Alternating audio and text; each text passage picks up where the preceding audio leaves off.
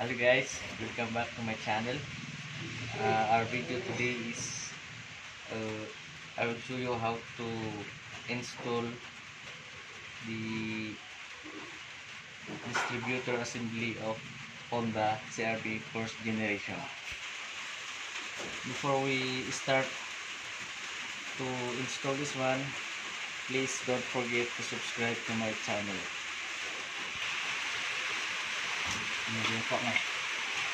Before you install this one, be sure that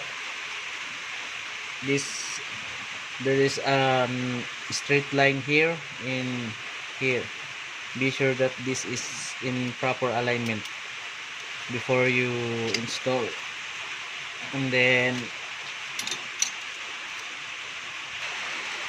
before you install the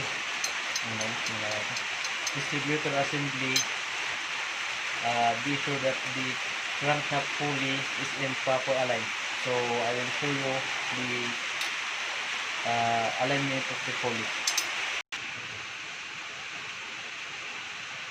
So before you install the distributor assembly, be sure that this is the crankshaft and there is a small slot here. You must align to the timing mark. This is the timing mark, this one. So that is,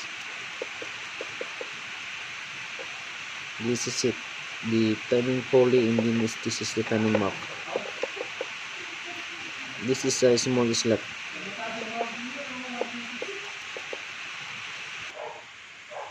So after we set the timing mark of the pulley, we now put this one. We now install the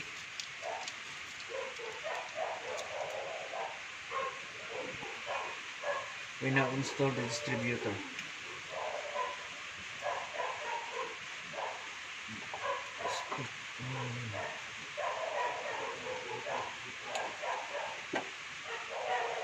Okay, and there's a 3 bolt, one here, and then there is a 2 below.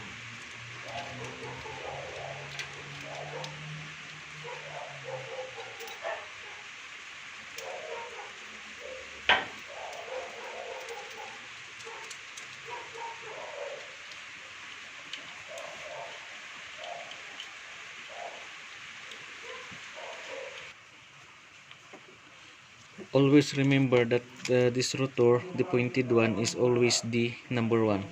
So when you put this one, so when you put this one, this is the number 1 height. This is the, when you put the high tension wire, this is the number 1. So this is your, remember, this is your guide. Always remember this one whenever you put this one. And then this is the number 1 high tension wire. This is the one. This is the number 1. For that, this is number 1. Then 3.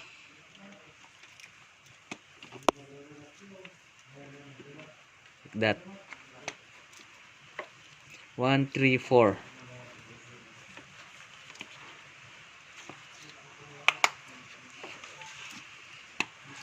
And then the last one is number 2. Then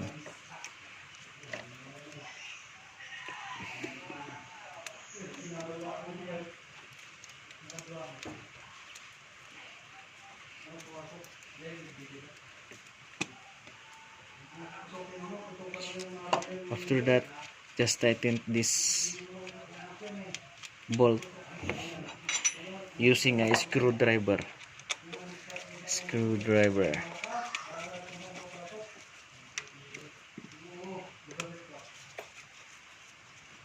Then there's one here below.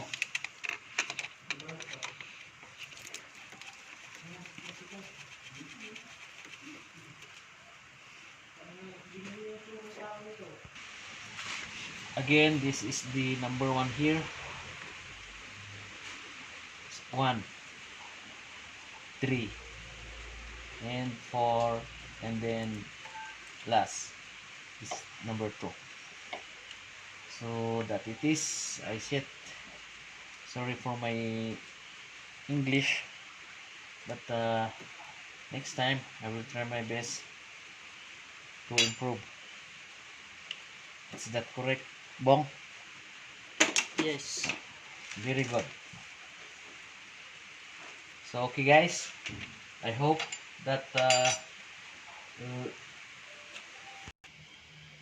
so that's it guys, and hope that you have learned something for our video today. So please don't forget to subscribe to my channel, and once again, thank you.